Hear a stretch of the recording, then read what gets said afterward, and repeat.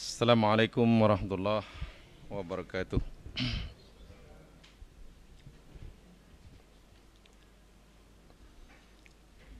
Innal hamdalillah nahmaduhu wa nasta'inuhu wa natubu ilaihi wa nastaghfiruh.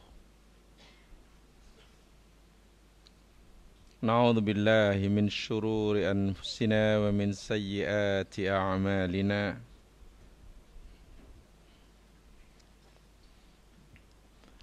May yahdihillahu fala mudilla lahu wa may yudlil fala hadiya lahu.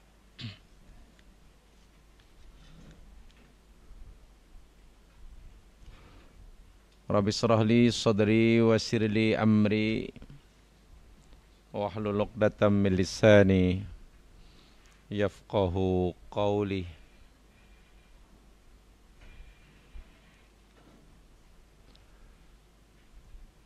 Insyaallah kita akan teruskan siri pengajian hadis kita.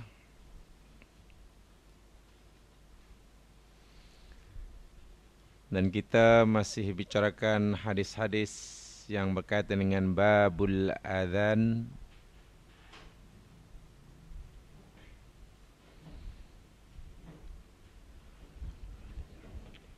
Lima hadis utama di dalam bab ini telah kita pelajari, selain tentunya hadis-hadis yang menjadi pelengkap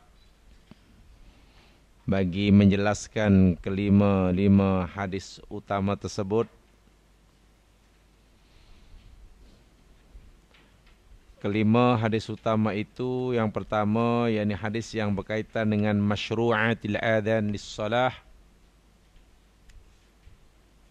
Hadis yang berkaitan dengan disyariatkannya azan, berkaitan dengan kelahiran syariat azan bagi solat.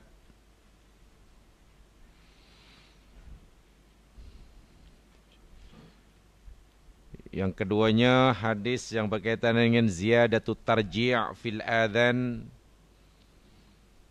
yang berkaitan dengan pengulangan kalimat-kalimat di dalam azan, bukan sekali tapi dua kali.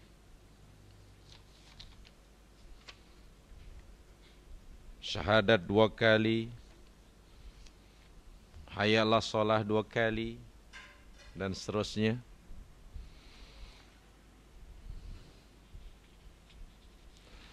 Yang ketiga berkaitan dengan tarbi'ut takbir fi awalil azan. Hadis yang berkaitan dengan pengulangan takbir sebanyak 4 kali pada awal azan. Allahu Akbar, Allahu Akbar, Allahu Akbar, Allahu Akbar. Karena sedia maklum, tentu jamaah pernah mendengar atau menyaksikan sendiri, ada yang azan hanya 2 kali takbir sahaja.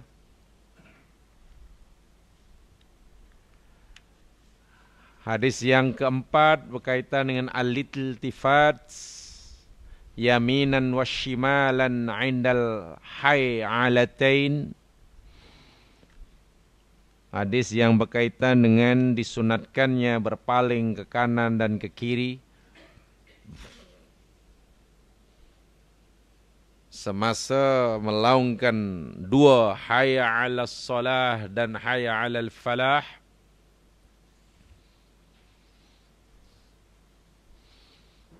Dan hadis yang seterusnya,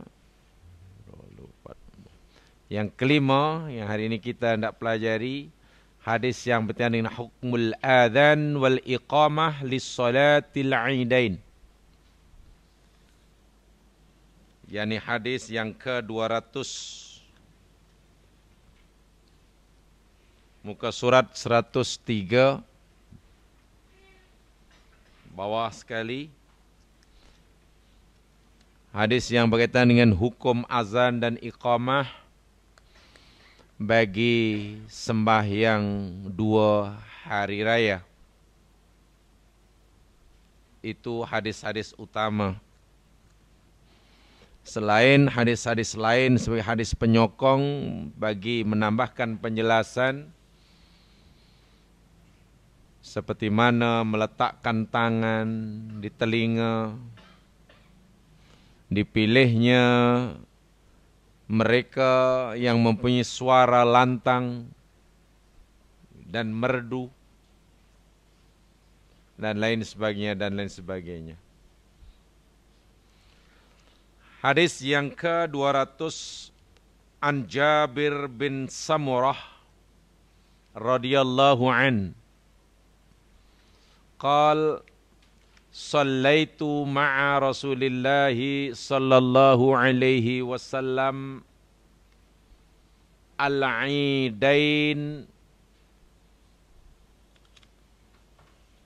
ghaira marratin wala marratain bi ghairi adhanin wala iqamah.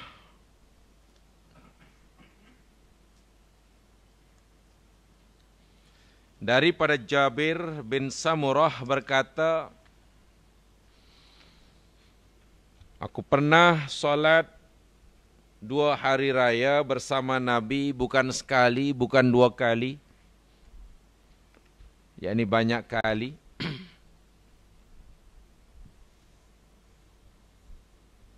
Dengan tidak melaungkan padanya azan dan iqamah, bi ghairi adhanin wala iqamatin. Hadis sahih yang dirawikan oleh Imam Muslim. Hadzal hadis dalilun ala annahu la yushra'u lis-salatil 'idain adhanun wala iqamah wa huwa kal ijma'. Hadis ini sebagai dalil yang kuat bahwasanya tidak disyariatkan bagi sembahyang 2 hari raya melaungkan azan dan iqamah. Dan ini merupakan ijma' kesepakatan. Dan disinilah, kalaulah dalam perkara ibadah seperti ini kita boleh menggunakan qiyas, tentulah melaungkan azan dan iqamah bagi sembahyang ini lebih boleh diterima di akal. Bukankah sembahyang ini mesti berjamaah? Dan azan pula tujuannya menyeru orang untuk berjamaah. Sembahyang fardu ada azan iqamah. Jamaah sembahyang Jumaah ada azan iqamah. Berjamaah. Tapi kenapa sembahyang 2 hari raya, sembahyang sunat ini tidak ada azan? Jangankan azan, iqamah pun tidak ada. Iqamah pun tidak ada. Kalaulah boleh gunakan qiyas, sepatutnya inilah yang lebih patut untuk kita azan. Tapi kerana tidak ada dalil, Nabi pun tak bagi contoh, Nabi pun tak suruh, sahabat pun tidak melakukannya. InsyaAllah hingga hari ini tak ada umat Islam yang melakukannya. Tapi kadang-kadang tak puas hati. Habis macam mana bila nak solat? Ya sudah, solat berdiri ajalah. Bagi tahu yang solat akan didirikan. Mungkin biasanya diberitahu as-salatu jami'ah. Solat secara berjamaah, itu sahaja. Tapi kadang tak puas dengan itu, panjang lagi. Bahkan sampai 3-4 kali. Salatu jami'ah, salatu jami'ah, salatu jami'ah rahimakumullah. Yang jamaah pun ya as-salatu la ilaha illallah. Sehingga hari ini saya tidak faham ayat itu. As-salatu la ilaha illallah. As-salat itu salat, la ilaha illallah itu tiada Tuhan selain Allah. Saya tak tahu maksudnya. solat tiada Tuhan selain Allah. Kemudian ada juga sebab itu tak apalah imam menyuruh membetulkan itu boleh saja dan tidak semestinya dengan bahasa Arab. Katalah sawu sufakum. Sawu sufakum fa inna tasbihata sufu min iqamatis shalah umpamanya. Aqimus shalah dan seterusnya. Tidak mengapa. Tapi yang sehingga hadis saya tidak faham itulah. Salatu jamaah rahimakumullah, salatu la ilaha illallah. Ya sudah, salatu jamiah tu bagi tahu yang salat cara berjamaah sudah. Allahu Akbar. Tak ada azan, tak ada iqamah, hanya beritahu itu sahaja. Ini ijma' atau paling tidak apa yang difahami oleh jumhur sahabat juga jumhurul ulama. Walaupun waqad rufiya khilafu hadza, tapi ada diriwayatkan pendapat yang menyalahi pendapat jumhur ini. Yang pendapat jumhur yang menyatakan bahawa dua sembahyang hari raya tidak ada iqamah dan tidak ada azan dan tidak ada iqamah.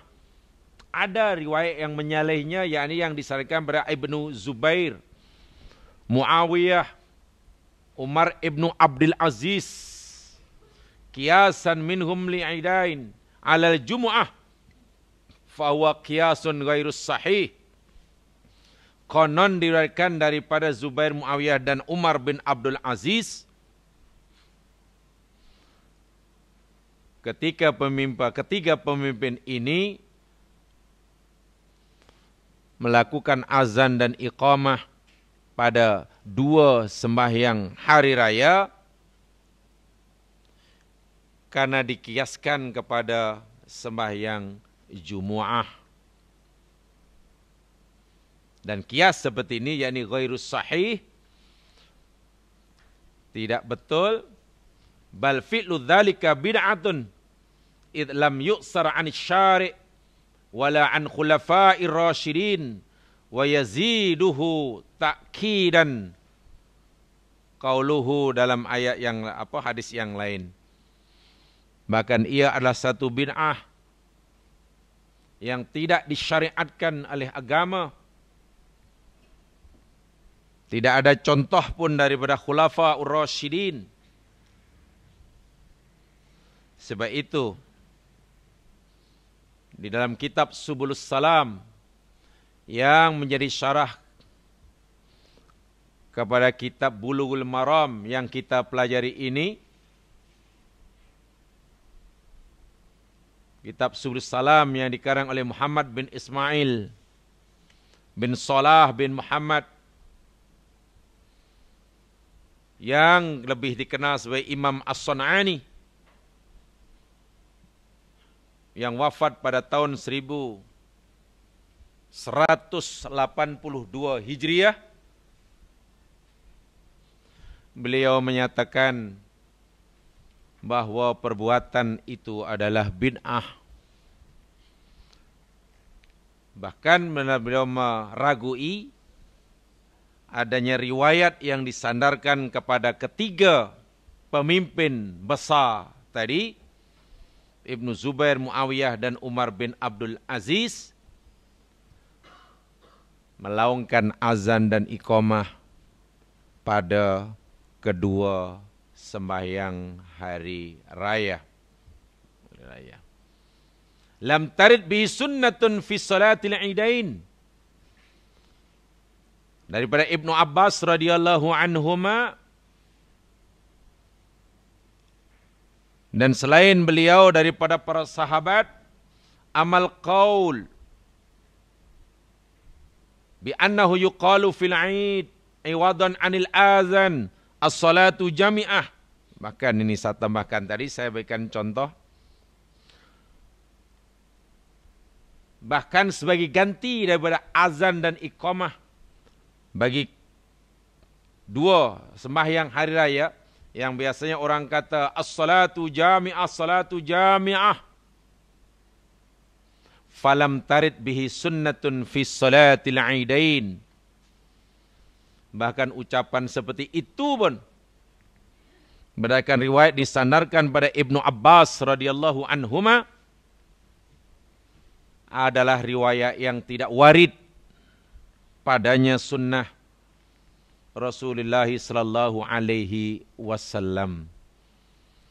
Artinya ucapan seperti itu pun sebenarnya tidak ada dasar yang jelas daripada Rasulullah sallallahu alaihi wasallam. Qala fil haddin nabawi kana sallallahu alaihi wasallam idzan ta'ila al-musalla ahada fis salat. Di dalam kitabnya Al-Hajjun Nabawi, Al-Hajjun Nabawi adalah Nabi sallallahu alaihi wasallam apabila telah sampai ke tempat sembahyang. Musalla itu tempat sembahyang. Sebab biasanya baginda Nabi melaksanakan 2 solat hari raya, Aidul Fitri dan Aidul Adha, tidak pernah di Masjid Nabawi. Selama Nabi menjadi Nabi di Madinah, hidup di Madinah, Nabi tidak melakukannya di dalam masjid 2 sembahyang hari raya ini.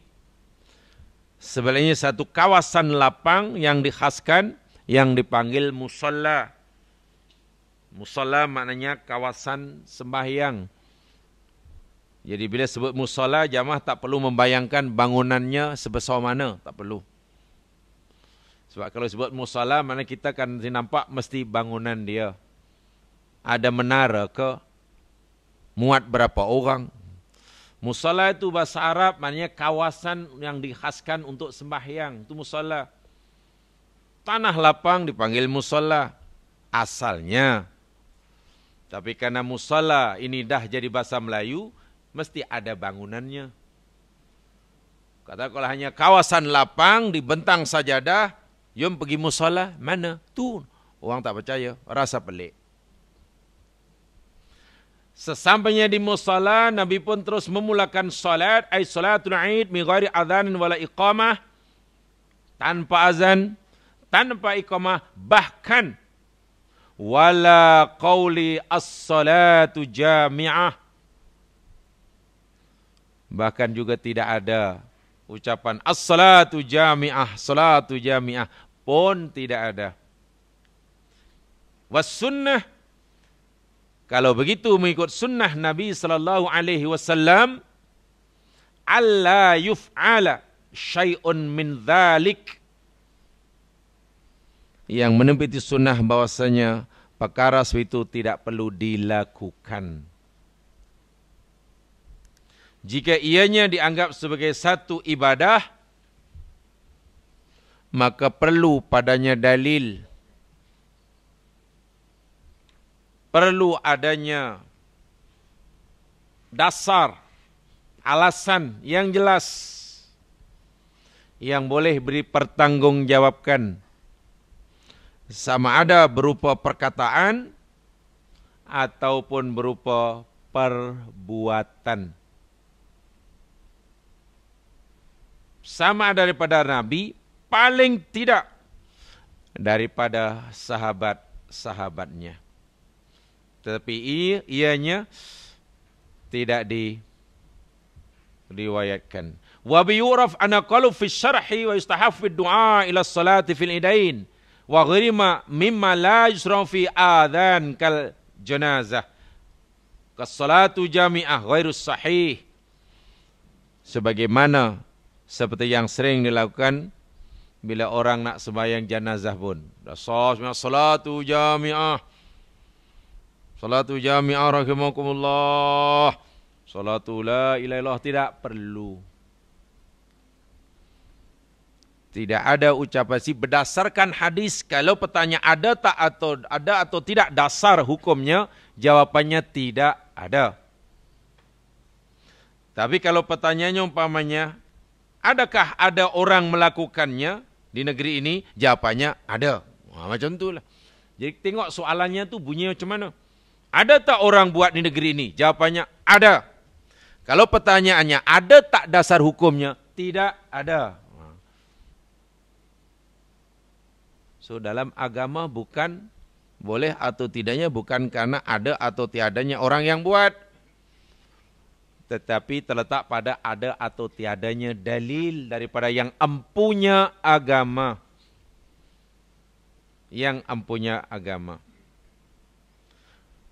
Jadi ucapan hatta as-salatu jama' itu pun ghairus sahih. Id la dalila ala istihabab. Karena ianya tidak ada dalil. Walaupun hanya sekadar yang menganggapnya ia amalan disukai. Istihbab. Sekadar ianya amalan yang disukai itu pun tidak ada dalil yang menunjukkannya. Walau kana mustahabban lama tarakahu sallallahu alaihi wasallam wal khulafa'ur rasyidun min ba'dih. Kalau benarlah perbuatan itu disukai, walaupun tidak sampai peringkat sunat, hanya disukai sahaja, atau maknanya baiklah begitu, atau lebih baiklah begitu. Lama tarakahun Nabi sallallahu alaihi wasallam wal khulafa'ur rasyidun. Niscaya Nabi sallallahu alaihi wasallam tidak meninggalkannya. Demikian juga sahabat khulafa'ur rasyidun. Kalau benda itu baik, tentu Rasul tidak meninggalkannya. Karena tidak mungkin seorang Nabi meninggalkan sesuatu yang baik, melainkan pasti akan melakukannya. Ma min amalin yuqarribukum ilal jannah illa waqad amartukum bih. Wa ma min amalin yuqarribukum ilan nar illa waqad nahaitukum anhu. Rasulullah sallallahu alaihi wasallam bersabda, tiada amalan yang membolehkan kamu masuk surga, yang bila kamu mengamalkannya mendekatkanmu kepada surga, melainkan aku dah suruh kamu melakukannya. Dan tiada perbuatan yang bila kamu melakukannya menyebabkan kamu tercampak di dalam neraka, melainkan aku dah larang. Apa saja amalan yang bila kita melakukan membolehkan kita dekat dengan surga, pasti Nabi dah suruh. Jadi karena ia tidak ada suruhan, kalau itu amalan ini, jangankan sunat, mustahab pun tidak.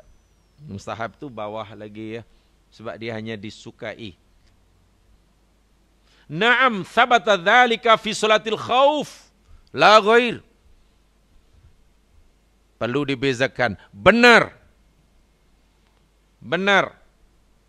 sabit kalimah atau ucapan as-salatu jami'ah, benar sabit adanya dalam agama kita, tetapi ianya dilakukan apabila hendak melakukan sembahyang khusuf. Bagi sembahyang khusuf memang disukai. Sembahyang kusuf yakni sembahyang gerhana. Ima gerhana matahari wa ima gerhana bulan. Untuk sembahyang kusuf ini memang disukai. Dilaungkan as-salatu jami'ah, la ghairah, dan tidak yang lainnya. Itu sebenarnya saya tadi, kalau dari awal-awal dikatalah kita boleh gunakan kias, dua sembahyang hari raya pasti ada azan dan iqamahnya, kalau boleh gunakan kias. Kalaulah boleh gunakan kias, tentulah sembahyang yang tidak azan dan iqamah, bolehlah kita gunakan as-salatu jami'ah. Tapi kenapa Rasul hanya memberikan contoh? As-salatu jami'ah hanya dilaungkan ketika hendak melakukan sembahyang gerhana. Sama-sama tidak ada azan, sama-sama tidak ada iqamah. Jadi tidak boleh di sini la yasihu fihil qiyas, kata Imam As-San'ani. Maka tidak boleh berlaku padanya qiyas. Li'anna ma wujida sababu fi asrih wala yaf'alhu fa fi'lu ba'da asrih bin'atun. Fala yasihu itsbatu biqiyasin wala ghairih. Karena apa yang ada sebab pada masanya dan Nabi tidak melakukannya, sesuatu amalan yang sebenarnya ada tiada sebab yang menghalang untuk melakukannya, tapi Nabi tidak melakukannya, maka jika kita melakukannya selepas kewafatannya, itu disebut bid'ah. Soalnya sekali, mana-mana amalan yang tiada halangan untuk melakukannya, tetapi Nabi tidak melakukannya, maka jika kita melakukannya selepas kewafatannya, dikira sebagai bid'ah. Pada zaman Nabi, apa halangan yang menghalang Nabi untuk melakukan azan dan iqamah pada 2 sembahyang hari raya? Apa agak halangan dia? Apa ya agak-agak? Kalau aku azan, apa ya?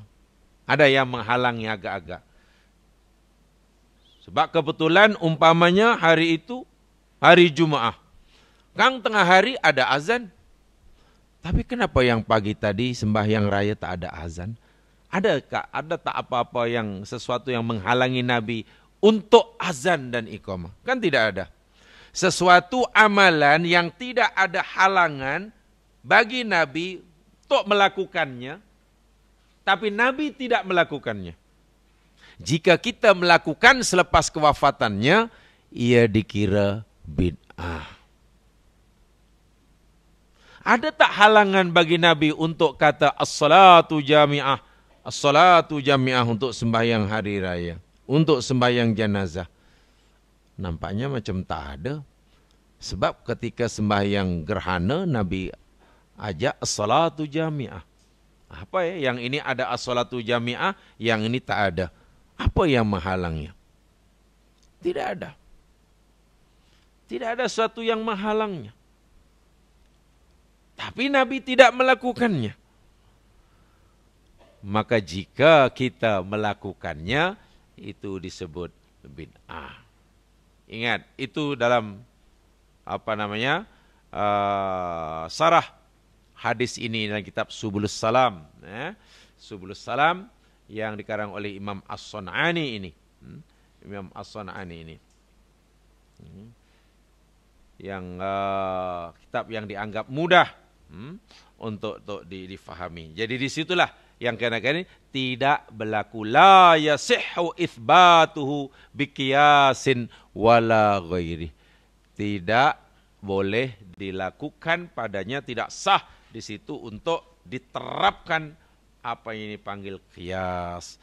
Kalau dipanggil qiyas jemaah sekalian, tidak semua ya boleh dikiaskan begitu. Qiyas ni apalagi Imam Syafi'i sini menyatakan al-qiyas ma'al farik batil. Qiyas karena adanya pemisah, farik itu maknanya pembeza, hukumnya batal. So tidak semua yang qiyas dipakai. Sebagai contoh lah umpamanya, ya, katakanlah, saya katakan tempoh hari ya, umpamanya kalau kita gunakan qiyas lah, apabila seseorang itu buang air kecil, maka hadas kecil. Buang air kecil, hadas kecil. Tapi air kecil, air kencing itu hukumnya najis.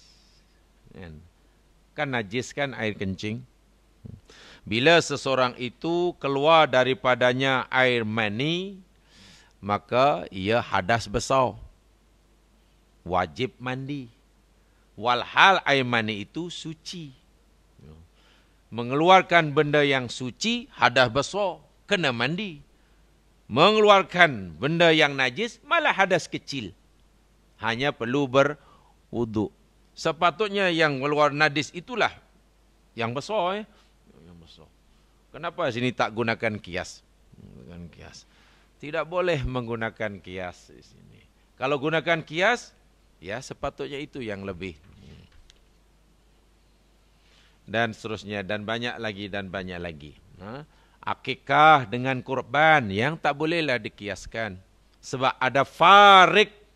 Farik itu perbezaan yang ketara. Kurban bukan akikah, akikah pun bukan kurban. Ibadah yang tidak ada persamaan. Kalaupun ada persamaan, sama-sama nyembelih binatang itu aja. Tapi tengok sempena dia, tujuan dia lain. Akikah sempena kelahiran. Kurban ya sempena Idul Adha. Kan? Kurban pula peraturan dia tengok. Menyembelihnya yakni hari tertentu, yakni 4 hari. 10, 11, 12, 13. Zulhijjah. Sementara akikah, yakni hari ke-7 kelahiran. Kurban boleh digunakan, melakukannya dengan 4 jenis binatang, bahkan boleh berkongsi. Sementara kurban, sementara akikah, ya tengoklah jenis jantina bayi yang dilahirkannya. Kalau laki yakni 2, perempuan 1 seekor. Jadi tidak boleh perempuan, lelaki seekor, walaupun harga seekor tadi lebih mahal daripada 2 ekor. Beli kambing, seekor harga dia Rp3.000. Dengan beli kambing 2 ekor harga dia Rp1.000. Mana yang disunatkan untuk akikah yang harga Rp1.000 2 ekor itu? Kenapa mesti 2 ekor? Tak boleh ke beli seekor yang harganya lebih mahal? Tidak, kena 2 tu. Perempuan cukup 1, kena 2 yang bersatu, itulah yang akal tak boleh memahaminya. Bolehkah katalah dengan lembu? Pada zaman Nabi tak ada contoh akikah dengan lembu. Dengan unta, walaupun pada zaman Nabi banyak unta. Akikah ya dengan kambing. Jadi tapi di sini dikiaskan, ada mengiaskan. Ya boleh dikiaskan. Jadi lembu seekor itu yang 6 bagian untuk kurban. Yang saya pula nak beli 1 bagian untuk akikah. Ada juga yang begitu. Tapi nak cari dalilnya susah. Kalau hanya berpendapat boleh, ya senang ajalah boleh dan tak boleh. Masalahnya ada atau tidak dasar hukumnya. Itu yang perlu bertanggungjawab.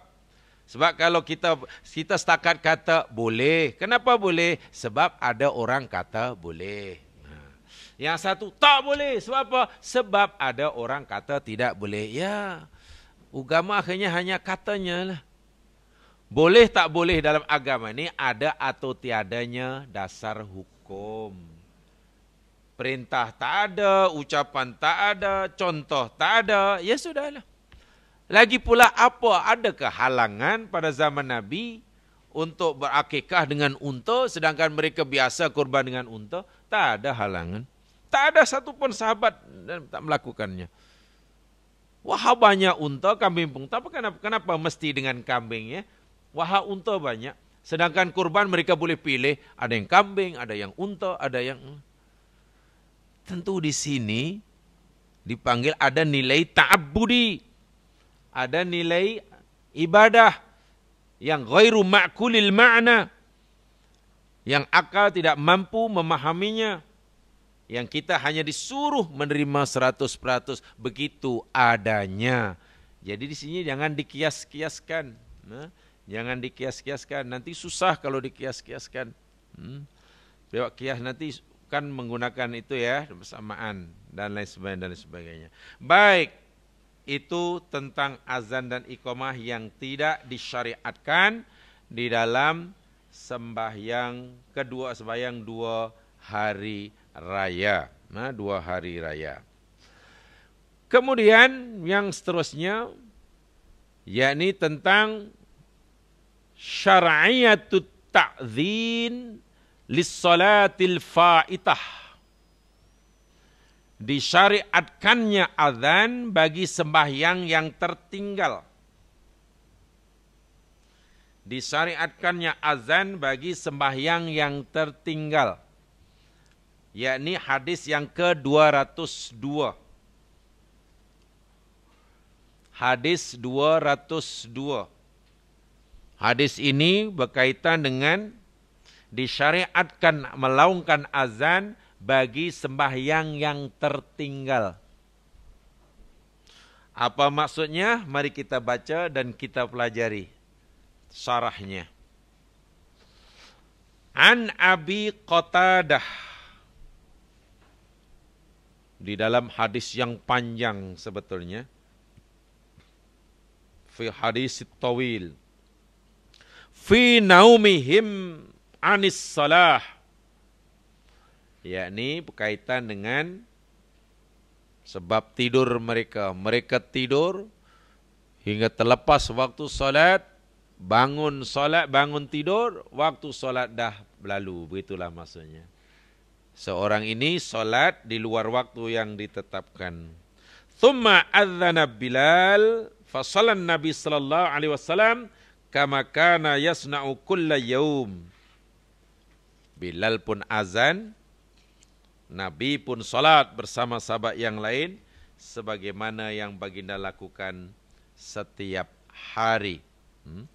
Sebagaimana baginda lakukan setiap hari. Ai amara Bilal. Bangun tidur Nabi pun suruh Bilal untuk melaungkan azan. Bilal pun azan dan Nabi pun salat seperti mana yang biasa dilakukan. Man nama anis salat au nasiyaha. Karena dalam hadis yang lain, siapa yang tertidur kemudian terlepas waktu solat ataupun ia terlupa sehingga terlepas waktu solat dan akhirnya mereka solat di luar waktu yang telah ditetapkan, maklum ketika telah masuk waktu solat dia sedang tidur atau dia lupa. Itu maksudnya. Dan di dalam hadis yang selepasnya, dalam hadis yang lain, lama hendak di dalam hadis yang lain dinyatakan lama fatadus shalah yaumul khandaq amara laha bil iqamah walam yadhkur adzan. Dan ini saya ingin jelaskan dalam hadis yang sebab di situ dinyatakan fil hadisit tawil, ya. Fil hadisit tawil. Yakni dalam hadis yang panjang. Dalam hadis yang panjang. Kenapa hadis panjang? Ya, karena ceritanya agak panjang. Begini jamaah sekalian, hukum orang yang terlepas waktu solat, kemudian solat di luar waktu yang ditetapkannya. Terlepas waktu solat ini ima karena tertidur, wa imma karena terlupa, wa imma karena mungkin sebab-sebab yang lain. Apakah azan dan iqamah masih disyariatkan? Tentang solat kena buatlah. Tentang solat itu jangan tak payah ditanyakan. Kalau orang tertidur kemudian bangun, solat ke tidak? Itu mesti solat lah. Itu bukan pembicaraannya. Kalau lupa, ya solat saja selepas ingat. Dan ini mungkin telah kita pelajari dalam bab solat sebelumnya. Bila ia solat, kalau dia lupa, masa ia ingat. Tidak perlu menunggu esok harinya. Ada orang terlupa solat zuhur. Ini berdasarkan sarah hadis yang sekalian ya. Lupa sembahyang zuhur. Dah sampai waktu asar. Sembahyang asar. Tapi masih juga belum ingat yang dia belum sembahyang zuhur. Masuk maghrib. Sembahyang maghrib. Jamaah pula tu. Lepas sembahyang maghrib, masih juga belum ingat yang tadi belum sembahyang zuhur. Masuk waktu isya. Sembahyang isya. Habis sembahyang isya. Masih juga belum ingat yang dia belum sembahyang zuhur. Pukul 10. Ketika sembahyang tengok TV, lepas itu nak tidur fikir betul. Entah macam mana memori tiba-tiba melayang pagi harinya. Pagi tadi aku sebenarnya itu. Belum sembahyang zuhur punya. Sebab memang belum, baru ingat. Memang dah yakin, seyakin-yakinnya, hakul yakin. Yang dia belum sembahyang zuhur tadi tengah hari tadi. Ingat ketika dah pukul 10 malam.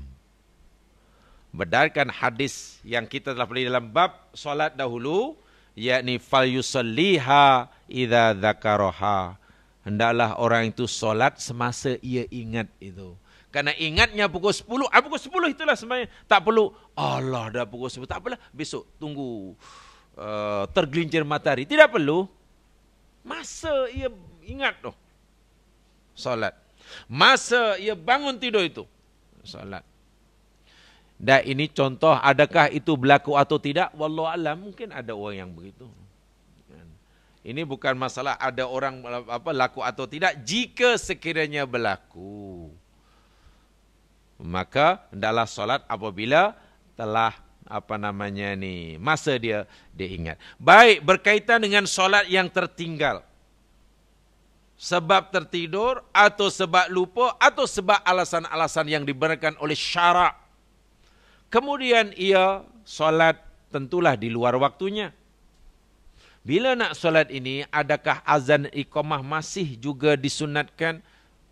Sebab yang lupa atau yang terlepas waktu tadi bukan seorang ya, ramai. Dan ini pernah jamaah sekalian, saya bacakan hadisnya. Hadisnya panjang ya, di situ hanya yang pendek tapi disebut fil hadisit tawil. Dalam hadis yang panjang, yang panjang. Yang pertama saya ingin sampaikan, ya mas sekalian, yakni hadis daripada Abi Ubaidillah, Abi Zubair, daripada Nafi', daripada Jubair, daripada Abi Ubaidillah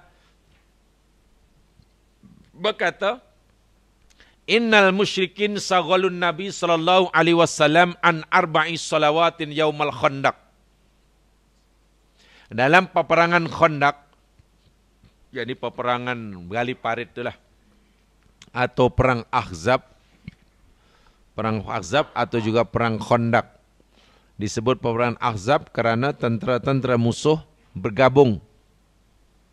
Saki baki musuh-musuh Nabi, walaupun mereka berbeza suku, karena punya tujuan dan matlamat yang sama untuk memusuhi Nabi, maka mereka bergabung bersatu tenaga. Berbagai pasukan. Bersatunya berbagai pasukan jadi satu, itu namanya Ahzab. Menyerang Madinah. Atas idea cemerlang Salman Al-Farisi, Nabi bersedia menerima cadangannya, yakni bertahan dalam kota Madinah dengan menggali parit sedalam yang mungkin dan selebar yang boleh di arah tempat yang arah musuh, sehingga nanti bila ada musuh nak melompat, kuda tak boleh melompat melepasnya karena lebarnya, dan bila terjatuh ke dalam tak boleh keluar karena dalamnya. Itu namanya perang Khandaq. Khandaq itu parit tu. Azab boleh, Khandaq pun boleh. Kerana peperangan ini memakan masa berhari-hari, jamaah sekalian, bermula daripada menggali parit hingga mereka hendak melakukan serangan, walaupun gagal sehingga habis. Bukan sehari dua berlaku ni. Bahkan riwayat menyatakan mula menggali parit bulan Ramadan. Dan orang musyrik cuba hendak melakukan serangan kali pertama selepas bulan Ramadan, yakni bulan Syawal. Tengok, Ramadan gali parit, satu Syawal pun tak pergi beraya. Bulan Ramadan berlaku perang Badar. Itu pada zaman Nabi. Jadi, subhanallah, memang sangat ini. Puasa gali parit itu pun tak adalah. Siapa yang sponsor murid tak diberitahu. Jadi kena pandai-pandailah. Kalau ada pun murid tamar ajalah. Bukan maknanya bila karena ada gotong royong gali parit perang, ada special sikit. Tak ada. Sama saja. Kerana kesibukan Nabi dan sahabatnya melakukan persiapan persediaan menghadapi musuh musyrikin yang bila-bila masa akan datang menyerang Madinah. Kesibukan menggali parit ini, Rasul sallallahu alaihi wasallam dan sahabatnya dinyatakan sempat meninggalkan 4 waktu solat pada hari Khandaq. Tsumma amara Bilal disuruh untuk azan, Nabi pun azan. Kemudian apa yang 4 solat yang ditinggalkan itu? Zuhur, Asar, Maghrib dan Isya. Selepas masuk waktu Isya, Nabi pun suruh Bilal azan, kemudian sembahyang zuhur. Lepas sembahyang azan sekali aja. Lepas itu lepas azan sembahyang zuhur, iqamah demi zuhur. Lepas itu iqamah untuk sembahyang asar. Lepas itu iqamah sembahyang maghrib. Lepas itu iqamah sembahyang isya.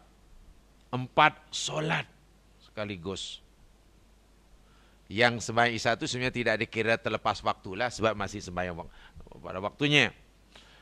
Ini yang pertama. Hadis yang pertama. Dan hadis yang menceritakan ini sangat banyak jamaah sekalian, sangat banyak.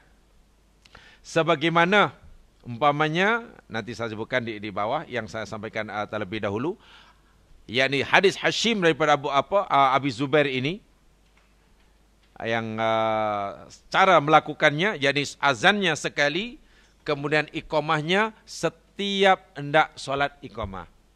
Nak solat zuhur iqamah, lepas nak solat asar iqamah. Ini berlaku pada peperangan Khandaq, dalam perang Khandaq. Kemudian wakana Nabi sallallahu alaihi wasallam ayat waqdama khasarat ini satu ini waqala sampai ini. Waqala Syafi'i, Imam Syafi'i ketika mengomentari hadis ini dan kisah ini, beliau menyatakan yakni annahu yukim wala yu'dhan. Yang pertama menurut beliau bahawa dia perlu iqamah dan tidak perlu azan. Hanya perlu iqamah sahaja, tidak perlu azan. Hasbuna yaumul khandaq anis salah hatta kana ba'dal maghrib biawal minal lail. Qala fana Rasul sallallahu alaihi wasallam Bilal fa amara fa aqama adh-dhuhra wa sallaha thumma amarahu fa aqama al-'asra fa sallaha. Seperti mana saya sebutkan di atas tadi, maksudnya hadisnya sama. Suruh Bilal untuk azan, iqamah untuk zuhur, iqamah untuk asar, iqamah untuk maghrib, iqamah untuk isya, ya. Dan hadis ini, hadis yang Nabi meninggalkan, tertinggal 4 solat karena kesibukannya menggali parit dalam peperangan ini, Ibnu Hajar Al-Asqalani juga menyebutkannya di dalam kitabnya Fathul Bari, Syarah Bukhari. Pun dinyatakan seperti itu, tapi dalam matan yang agak sedikit berbeza. Berbeza. Saya bacakan apa yang dikatakan oleh Ibnu Hajar Al-Asqalani dalam Syarah Bukhari, yakni Fathul Bari. Hadatsana Mu'ad bin Fadalah qala hadatsana Hisham an Yahya an Abi Salamah an Jabir bin Abdullah ana Umar bin Khattab jaa yaumul Khandaq ba'da maghrib syamsu faja'ala yusabbihul kuffar Quraisy qala ya Rasulullah ma kitu salli asra hatta kadat syamsu taghrub. Pada perang Khandaq, Umar pun datang menemui Nabi sallallahu alaihi wasallam selepas terbenam matahari sambil memaki, mengutuk-utuk orang kafir Quraisy. Karena sebab orang Quraisy lah sehingga terlepas sembahyang asar dah masuk waktu maghrib. Lalu berkata, ya Rasulullah, aku belum sembahyang asar, nih matahari dah nak terbenam ini. Nabi pun berkata, wallahi ma salaituha.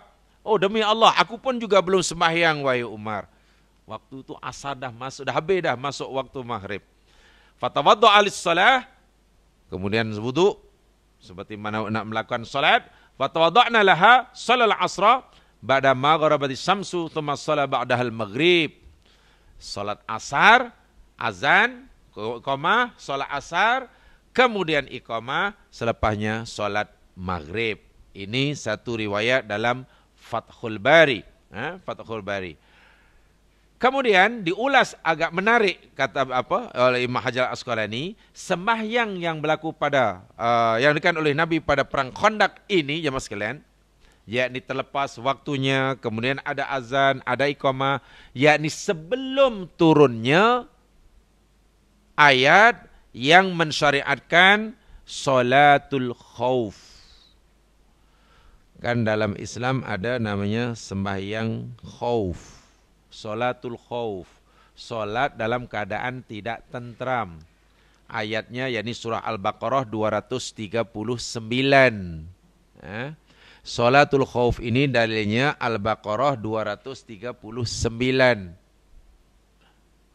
Masa itu ayat ini belum turun. Sebab di dalam surah Al-Baqarah 339 ini Allah nyatakan fa in khiftum, kalau kamu dalam keadaan takut, tidak aman, tidak tentram, waktu salat dah masuk, salatlah. Jangan tinggalkan salat itu. Walaupun farijalan, sambil berjalan, au rukbanan, atau sambil berkendaraan. Fa idza amintum, maka bila telah aman, fadhkurullaha kama 'allamakum ma lam takunu ta'lamun. Ayat ini belum turun. Jadi bila belum turun, jadi Nabi pun itulah hingga solat terlepas itu. Itu kalau kita kenapa? Kan dalam perangan ada kaidah sendiri untuk solat. Macam mana Nabi hingga terlepas? Ya, syariat agama yang berkaitan dengan salatul khauf belum turun. Salat khauf, salat dalam keadaan tidak aman ya, bukan salat dalam keadaan ketakutan. Orang yang salat tidak boleh dalam keadaan ketakutan. Ini salat dalam keadaan tidak aman, bukan salat orang yang takut. Orang yang takut. Itu dia. Dan di dalam Majmu'ul Fatawa, Imam An-Nawawi jamaah sekalian dalam kitabnya Al-Majmu', beliau menyatakan wal mustahabbu ayyaqdiyaha 'ala tartib li'anna an-nabiyya sallallahu alaihi wasallam fatathu arba'u salawatin yaumal khandaq faqadaha 'ala tartib. Rujuk Majmu'un Nawawi juzuk 3. Beliau menyatakan dan disunnatkan dalam melaksanakan solat-solat yang tertinggal dengan sebab-sebab syar'i ini dilakukannya secara tertib. Tertib maksudnya ikut urutannya lah. Karena Nabi SAW yang pernah tertinggal 4 solat sekaligus pada perang Khandaq, qadaha, Nabi melakukannya secara tertib. Mula-mula zuhur, kemudian asar, kemudian maghrib, yang terakhir isya. Walaupun Nabi melakukannya pada waktu isya. Jadi bukan isya dahulu kemudian yang lain, tidak. Ikut tertib. Itu yang dinyatakan, yang diulas oleh Imam An-Nawawi dalam kitabnya Majmu'un Nawawi. Juzuk yang ketiga. Juzuk yang ketiga. Demikian juga jamaah sekalian dalam kitab Talkhisul Khabar pun dinyatakan demikian, kisah yang sama. Hanya sahaja ada yang agak menarik untuk tidak kita lepaskan dan kita abaikan, atau kita anggap sepi begitu sahaja. Jamaah sekalian, bagaimana ia boleh berlaku sampai 4 solat, ada yang dan seterusnya dan seterusnya. Sebab ada yang mengatakan inna kanat khisaron dama usmu'ain aw sahron lam yakun bisalat. Ada yang mengatakan ia berlaku selama 2 minggu peperangan itu. Ada riwayat mengatakan hingga 1 bulan. 1 bulan. Sebetulnya ada riwayat yang lain yang coba menjamakkan antara riwayat-riwayat yang banyak itu, yakni bahwasanya kerana peperangan Khandaq ini berlangsung dalam jangka masa yang lama, ya, ada kalanya pada hari tertentu Nabi terlepas sembahyang asarnya. Lalu dilakukan pada waktu maghrib. Pada hari yang lain pula ada kalanya terlepas pula hari sembahyang maghribnya. Lalu dilaksanakannya pada waktu isya. Ada kalanya pada satu hari yang lain pula terlepas hari sembahyang zuhurnya. Kemudian jika terlepas waktu malam hingga dilakukannya pada waktu malam dengan waktu isya. Jadi ada riwayat yang menyatakan begitu untuk sebagai penjelasan kepada riwayat menyatakan Nabi tertinggal 4 sembahyang. Jadi yang menjadi masalah, adakah 4 sembahyang itu tertinggal berturut-turut dalam satu hari, zuhur, asar, maghrib, baru dibuat waktu isya, atau mungkin hari ini zuhur yang terlepas lalu dilakukan pada waktu selepasnya. Pada hari yang lain pula yang terlepas yakni waktu asarnya dilakukan pada waktu selepasnya. Pada hari yang lain pula itu yang dibincangkan di kalangan ulama hadis. Tetapi tidak sedikit yang meriwayatkan, termasuklah sakatan tadi di dalam kitab Fathul Bari Sarah Bukhari, imma yang disarahkan oleh Ibnu Hajar Al-Asqalani, imma yang disarahkan oleh Ibnu Hajar Asqalani Asy-Syafi'i, wa imma yang diberi sarah oleh Ibnu Rajab Al-Hambali. Fathul Bari, ya mas sekalian, hadis Sahih Bukhari ini diberi sarahan oleh Ibnu Battal pun ada. Sahih Bukhari diberi sarahan oleh Ibnu Hajar Al-Asqalani bermadhab Syafi'i. Sahih Bukhari juga diberi sarah oleh Imam Ibnu Rajab Al-Hambali yang bermadhab Hambali. Al-Hambali. Ini semua ini yakni mencantumkan riwayat yang saya nyatakan tadi. Tertinggal, terlepas karena kesibukan menghadapi peperangan yang dilakukan oleh orang musyrikin, terlepas arba'u sholawatin, 4 solat. 4 waktu salat, hatta dhahaba minal lail, masya Allah, sehingga masuk waktu malam. Nabi pun suruh Bilal untuk azan, Bilal pun azan, kemudian iqamah, salat zuhra, sembahyang zuhur, iqamah, sembahyang asar, iqamah, sembahyang maghrib, iqamah, kemudian sembahyang isya. Itu dalam syarah Bukhari yang diberi saran oleh Ibnu Rajab Al-Hambali.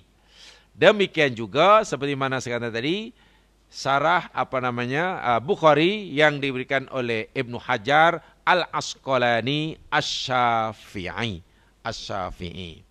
Jadi tidak hanya yang perlu diingat lagi sekali, apa yang dialami oleh Nabi sembahyang seperti itu dalam peperangan, yakni sebelum turun ayat yang berkaitan dengan sholatul khauf.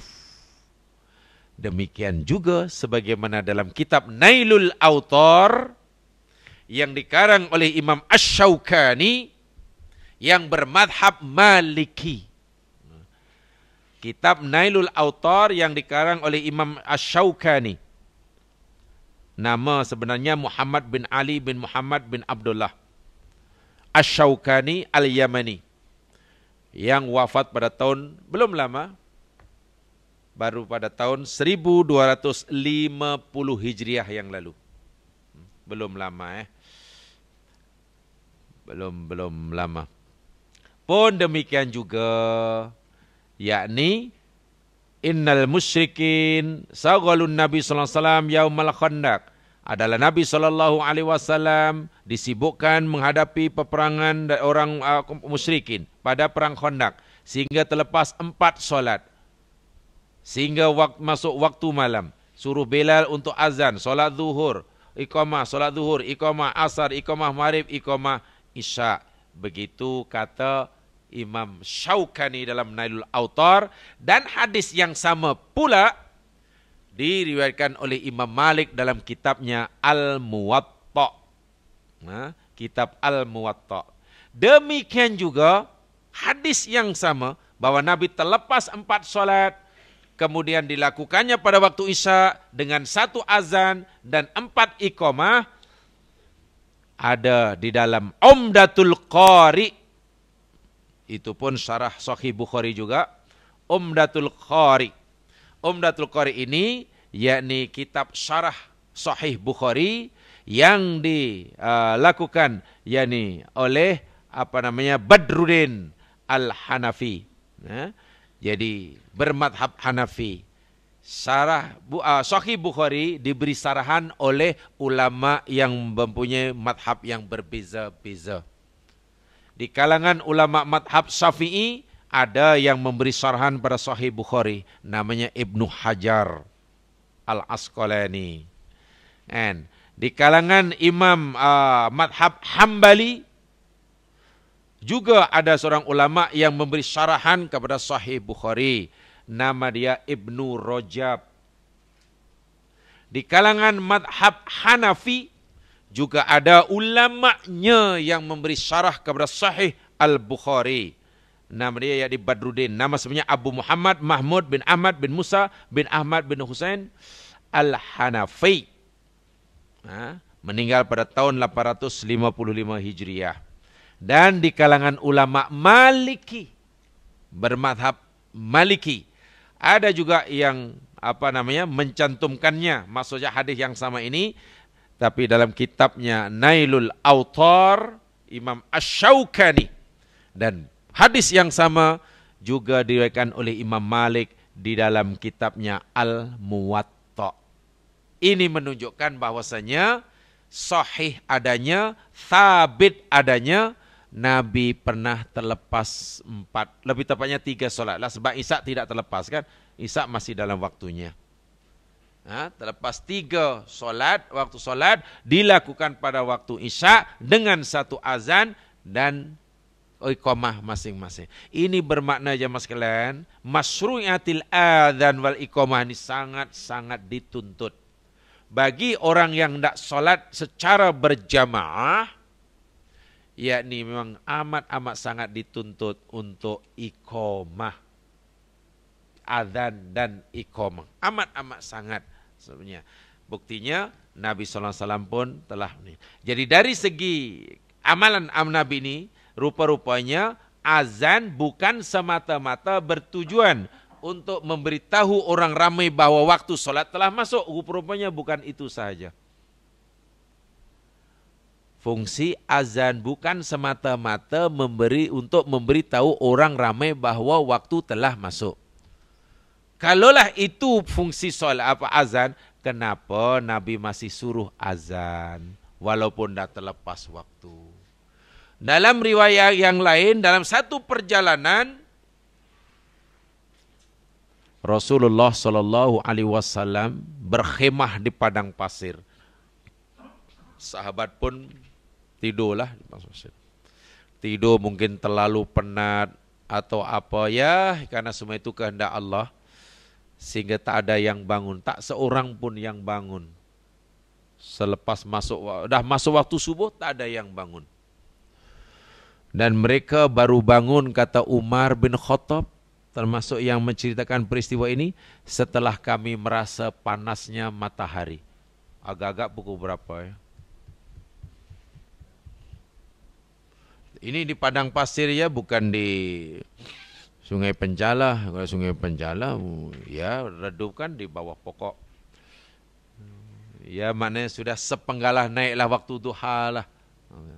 Ya karena Allah nak buat hukum, ya, tak ada seorang pun yang bangun. Kata Umar, baru masa itu kami bangun. Selepas terasa panas matahari. Semua terkejutlah. Umar pun tergesa-gesa, lari sana lari sini. Jumpa Rasul, kemana Umar? Oh, kami belum solat subuh ya Rasulullah. Kami pun juga belum, kata Nabi. Rupanya tak ada seorang pun yang bangun masa itu. Akhirnya Nabi pun suruh semuanya berwudu. Sebab berwudu pula disuruhnya lah Bilal azan. Azan juga, matahari dah naik dah. Waktu duha dah masuk. Ada azan dia, sembahyang fajar juga tidak ditinggalkan walaupun matahari dah sepenggalah naik. Sembahyang fajar dahulu, sunat fajar, dan baru kemudian iqamah dan sembahyang subuh secara berjamaah. Tetap dilakukan seperti itu. Dosakah mereka? Tidak, sebab tertidur. Orang yang tertidur dan tidak jaga ketika masuk waktu solat, dah lepas waktu solat baru bangun, ya solatlah masa bangun. itu waktu solat bagi orang yang tertidur. Masa ia jaga. Masa solat bagi orang, waktu solat bagi orang yang lupa ketika ia ingat. Itu waktu solat baginya lah. Baginya. Bagaimana niatnya? Ya niat solat karena Allah. Udah. Adakah tidak dikira ia berdosa karena melakukan solat di luar waktunya? Tentu tidak, sebab waktu solat bagi orang itu ialah itu. Waktu solat bagi orang itu ialah itu. Jadi yang tak tidur tidak boleh jealous. Untung kamu ya, solat subuh pukul 9. Ya kalau jealous awak tidur. Syaratnya tidak bangun ketika masuk waktu. Kalau jealous lupa lah. Jadi lupa. Sebab orang lupa ini tidak wajib melakukan, tidak wajib bukan mukallaf. Ya, orang lupa. Jadi kalau orang lupa adalah 1 minggu, ya 1 minggu lah dia tidak wajib. Lupa. Ada bahkan orang lupa sampai 6 tahun dipanggil nyanyuk. Bila dah nyanyuk itu memang tak wajib pun. Tak wajib pun. Macam mana dia nak wajib nyanyuk kan? Tidak mukallaf kan?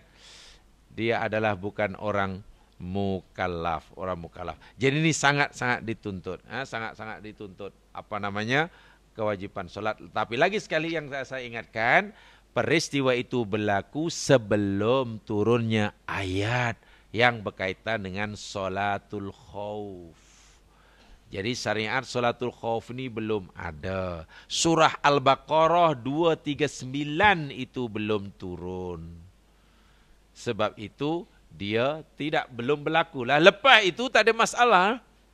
Lepas itu perang macam mana pun juga kena solat juga. Tidak boleh dilepaskan. Walaupun sambil berjalan, bahkan mungkin sambil membelakangi kiblat. Bila musuh itu berada di arah yang bersama dengan kiblat, maka solatnya tidak menghadap kiblat, solatnya menghadap musuh. Apalagi jamaah sekalian, peperangan pada masa dahulu tidak seperti mana sekarang. Peperangan pada zaman dulu yakni berhadap-hadapan. Peperangan pada zaman dahulu tidak akan berlaku bila jarak antara dua musuh yang tak berperang ini masih 2 batu. Belum berlaku. Masih 1 batu dah nampak. Belum berlaku.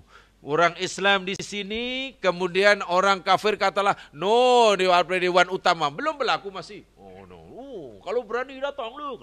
Belum berlaku perang. Belum perang. Dah betul-betul memang face to face, dekat memang. Subhanallah. Subhanallah. Sekarang tidak perlu nampak musuh dari jauh kan. Dari jauh, kalau antar negara yang kuat-kuat lagi. Subhanallah. Dari udara, dari laut, dari... Seorang dahulu lebih berani lah. Sangat-sangat berani lah. Senjatanya ya apa adanya. Tombak lah, pedang. Tak berani macam mana, betul-betul berhadap-hadapan. Luka tu hampir pastilah. Balik perang luka tu hampir pasti. Boleh dipastikan. Sama ada luka kekal atau luka sementara, hilang tangan, atau mati, itu dah pastilah. Sangat berani. Itu pun mereka pergi keluar perang ini biaya sendiri. Itu maksudnya tu. Biaya sendiri. Tak ada digaji oleh negara pada zaman Nabi, tidak ada. Biaya sendiri, keluarkan belanja sendiri. Dan tidak ada pencin memang tidak ada lah. Pencin tidak ada. Jadi bila dah dikerahkan bajikan perang, mereka akan keluar berperang. Itu jamaah sekalian, yakni tentang hadis yang panjang sebetulnya, tetapi di situ disebutkan seperti tadi fil hadis sitawi, dalam hadis yang panjang, tapi di situ itu ialah sebenarnya penjelasan sangat panjang.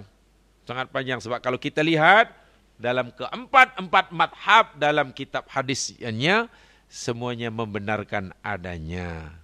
Jadi tentang terlepasnya waktu solat, tidak perlu dipertikaikan, ia pernah berlaku pada zaman Nabi, dan Nabi melakukan seperti itu karena belum turun ayat solat khauf.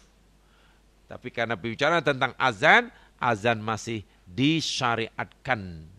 Walaupun dah lepas waktu, walaupun ada demikian juga iqamah. Iqamah. Hanya mungkinlah kalau sekarang bagi menjaga supaya tidak timbul kekeliruan lah katakanlah. Ya, katakanlah masjid itu karena ada apalah macam upacara apa-apa dah sampailah pukul 12 baru habis. Belum sembahyang isya. Jadi jamaah pun nak sembahyang isya berjamaah. Ya disunatkan azan tapi insyaAllah bila dah pukul 12 tu janganlah pakai speaker. Ya cukup di situ ajalah dalam masjid itu Allahu Akbar. Tetap sunat tapi janganlah buka speaker kuat-kuat sebab yang lain dah tidur dan dah sembahyang pun nanti orang apa ya 12 azan. Fikiran mesti macam-macam. Ini isya atau subuh azan. Nak kata isya kenapa pukul 12, nak kata subuh belum. Tapi nak kata ada orang nak pergi haji, ini bukan musim haji. Tapi mungkin entah-entah Pak Imam menyambut cucu. Jadi azan, takkan azan telinga cucu pun pakai speaker, lagi dah kartun. Tak boleh. Ya tetap sunat tapi ya itu hanya untuk menjaga supaya tidak timbul fitnah atau kalian itu sajalah. Lainlah kalau azan tadi dilakukan di awal waktu insya-Allah boleh sebab hanya satu-satunya ibadah dalam agama yang kita boleh melaungkannya dengan kuat, azan. Sebab itu kalau azan ini sekuat manapun kemudian ada orang komplain jangan layan. Tetapi selain azan, kalau kita kuatkan dan ada orang terganggu, kita wajib melayannya. Ada kanan kiri, mungkin ada orang sakit, kanan kiri mungkin ada orang bukan Islam. Kita pula sedang mengadakan tazkirah. Speaker kita buka kuat-kuat. Letak tinggi-tinggi. Yang mendengar tazkirah tadi sebenarnya 7 orang aja. Lebih banyak tiangnya daripada jamaah dia. Jadi penceramah itu pun tak tahu yang mana orangnya ni. Situ tiang. Kalaulah untuk menunggu tiang seorang-seorang pun tak cukup sebab masih banyak tiang yang belum ada penunggu. Ya tak perlu kuat-kuat lah, kena layan. Mana kalau boleh tak cik sebab anak kami ni sedang sakit. Lagi pula kan kalau belajar agama hanya perlu ni. Mana boleh, ini agama, kamu sudah. Jangan, kena layan. Ya esok jangan buka kuat-kuat sebab nak menguatkan suara dalam pendapat tidak perlu. Yang perlu dikuatkan hanya azan saja. Sebab itu tazkirah kalau ada orang komplain, ya diperlahankan. Begitu saja. Jangan kita ni hampir semua mentang-mentang soal agama kuat, nak solat pun kuat. Tak perlu. Takkan nak solat pun dengan kuat juga. Ada orang yang rasa terganggu, ya tidak perlu pakai speaker solatnya. Lagi pula solat kan tidak perlu kuat-kuat kan. Takkan orang sini solat perlu didengar oleh orang bandar utama. Tidak perlu. Tidak perlu. Hanya azan saja. Bila azan kuat, ada orang komplain, tak perlu dilayan. Itu saja. Baik, itu ajalah jemaah sekalian yang sebab saya sampaikan. Mudah-mudahan menambahkan pengetahuan dan ada lagi sebuah hadis-hadis. Ini hadis-hadis asas ya, yang lain itu sebagai penjelas sahaja. Yang selepas itu nanti masih sama sebenarnya asas selepasnya itu dengan azan, iqamah, satu azan, 2 iqamah itu masih sama termasuk hadis tadi. Mungkin ada nanti yang beza tentang jawaban, menjawab azan, laungan azan. Nah itu penting juga, itu hadis-hadis asas lah. Yang lain itu sebagai penjelas ya, penambah penjelasan. Hadis yang pendek-pendek itulah maksud saya. Tapi di situ diberi nombor sehingga akhirnya jadi banyak itulah. Karena setiap hadis diberi nombor, katalah walil Bukhari an Mu'ayyah mislu, itu pun dah diberi nombor 208. Wah itu hanya tambahan sikit saja. Itu akhirnya bila belakang tu, wih, Rupa-rupanya aku dah belajar hadis dah 500 hadis dah. 500 hadis apa ke benda? Sebenarnya boleh kira, lah rupanya baru 25. Tapi tengok nombor dia, wih, banyak ni. Akhirnya kita pun dah merasa banyak. Tidaklah begitu insya-Allah. Mudah-mudahan diberkati. Wallahu a'lam. Subhanakallahumma bihamdika asyhadu an la ilaha illa anta astaghfiruka wa atubu ilaik.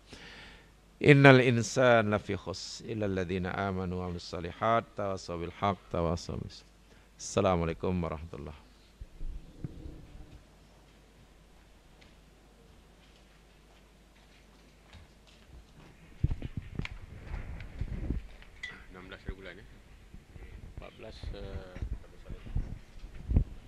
Assalamualaikum warahmatullahi wabarakatuh. Kelas yang akan datang adalah pada 16 bulan April 16 April kelas yang akan datang. Bulan ini dah tak ada kelas lagi, dah habis, kecuali talaki Al-Quran ada pada hari Sabtu. Setiap hari Sabtu jam 10 pagi. Dan yang seterusnya dijemput para jemaah semua untuk jaman ringan di belakang sana Silakan. Assalamualaikum warahmatullahi wabarakatuh.